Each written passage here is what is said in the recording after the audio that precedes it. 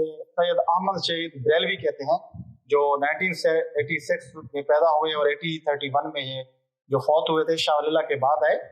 तो सैयद अहमद शहीद was born at Rae Bareli, India के अंदर है Rae Bareli. He received his education from the son of Shah वलील्लाह।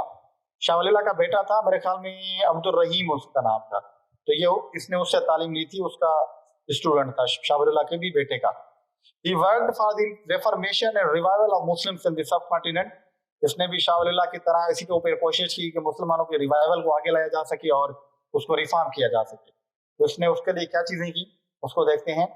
Contributions की अगर बात करते हैं सब कॉन्टिनेंट में, तो इसके दौर में भी दौर तो वही चल रहा था, मुस्लिम्स डिक्लाइन हो रहे थे, मराठास उभर रहे थे, वहां पे डिफरेंट मूवमेंट्स चल रही थी, हिंदू मुस्लिम यूनिटी की बात हो रही थी उस टाइम पे। तो इसके सामने भी वही कंडीशन थी, बट इसका थोड़ा रोल आपको शाह वलील्लाह से डिफरेंट नजर आएगा, ये थोड़ा सा एक्सट्रीम पे नजर आएगा। तो इसने क्या किया, he challenged the increasing role of non-Muslim Sikhs in the subcontinent। He started Mujahid movement against Sikh ruler Raja Ranjit Singh and defeated him। जो उनका रूलर था राजा रंजीत सिंह था, वो बहुत ही ज्यादा, वो मराठा था, वो बहुत ही ज्यादा आगे आ गए थे, क्योंकि मुगल्स बिल्कुल डिक्लाइन कर गए थे, तो ये आगे आ रहे थे, तो इनके लिए जरूरी था कि उसको खत्म किया जाए। तो लिहाजा इसने उसको डिफीट किया, उसके खिलाफ जंग लड़ी और इसने एक मुजाहिद मूवमेंट बनाई उसके बेसिस के ऊपर। He was killed in Balakot during fight against the non-Muslims in 1971। ये बालाकोट में इसको मारा गया था, यहाँ पे शहीद हुए थे, ये एहतजाज यहाँ पे जहाद कर रहे थे मराठास के खिलाफ, और इसके अंदर ही यानी इसके अपने ही साथी थे जो इसके गद्दार हो गए थे। अदरवाइज ये मराठास को बहुत ही ज्यादा, वो जैसे कहते हैं ना दांतों चने चटवाना, ठीक है, इसकी ये कंडीशन थी, ये बहुत ही ज्यादा स्ट्रॉन्ग थी इसकी जो मुजाहिद मूवमेंट थी, तो उसने बहुत ज्यादा सिखों को, मराठास को शिकस्त दी थी, इवन रंजीत सिंह को भी इतनी शिकस्त दे दी थी।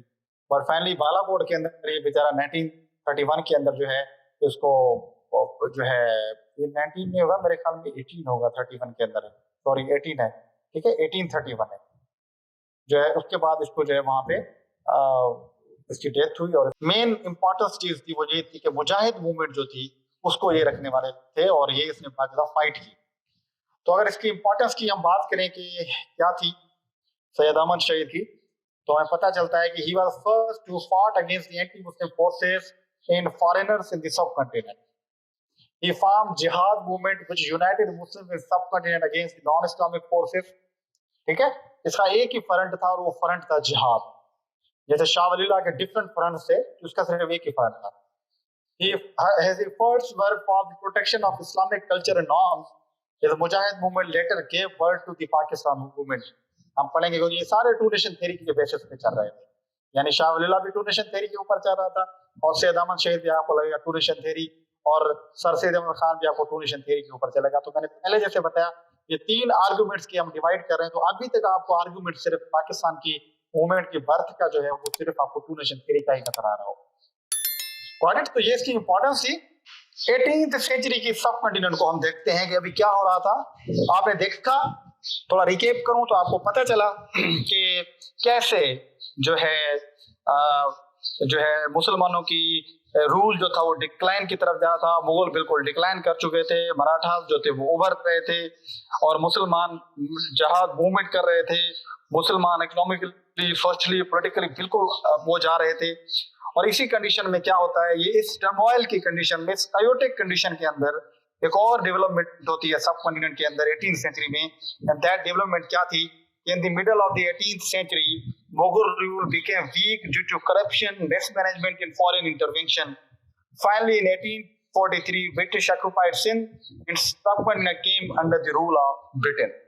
और फाइनली 1843 में बर्तानिया ने सब कॉन्टिनेंट पे आके कब्जा कर लिया, क्योंकि इनके अपने अफाल तो आप देख चुके सारे ऐसे थे, तो इस चीज का फायदा उठाया, और फायदा उठाते ही इन्होंने क्या कर दिया कि सब कॉन्टिनेंट में कब्जा कर दिया। तो अभी ब्रिटिश जो था वो अपना इन्फ्लुएंस बढ़ा रहा था सब कॉन्टिनेंट के अंदर। इंडियंस को जब हम पढ़ेंगे इस पूरी मूवमेंट के अंदर, तो हम पढ़ेंगे Muslims and the non Muslims, दोनों को मिला के हम इंडियंस कहेंगे यहाँ पे, ठीक है। तो Indians started movement against British in 1857 called as war of independence, ठीक है। इसको हम कहते हैं वॉर ऑफ इंडिपेंडेंस, जंग आजादी जिसे हम कहते हैं। 1857 में उन्होंने जंग की क्योंकि जैसे ही 47 में ब्रिटिश ने कब्जा किया सब कॉन्टिनेंट पे, फिर ब्रिटिश आस्ते आस्ते अपने कब्जे को बढ़ा रहा था। हालांकि उसने तो 1857 में जो है कब्जा कर लिया था बंगाल वाली तरफ, बट वो यहाँ पे नहीं आया था। 1847 में उसने जो है तालपुर जो थे सिंध के अंदर, उनको शिकस्त दी ब्रिटिश ने, और बाद में ये जो सब कॉन्टिनेंट था उस सब कॉन्टिनेंट को इसने जो है वो अपने कब्जे में कर लिया। Got it? तो ये सिचुएशन थी। अभी उस कब्जे से छुड़वाने के लिए, उस कब्जे से बचने के लिए, ठीक है, उस कब्जे से बचने के लिए जो इंडियंस थे उन्होंने ये सोचा कि भाई देखें हम तो आपस में थे, बट अभी एक थर्ड पार्टी यहाँ पे आ गई है, तो वो थर्ड पार्टी बहुत ही ज्यादा इशू कर देगी। तो लिहाजा उसको रोकने के लिए इंडियंस यानी मुस्लिम्स और नॉन मुस्लिम्स ने दोनों ने मिलके एक मूवमेंट स्टार्ट की, और उस मूवमेंट को कहते हैं वॉर ऑफ इंडिपेंडेंस।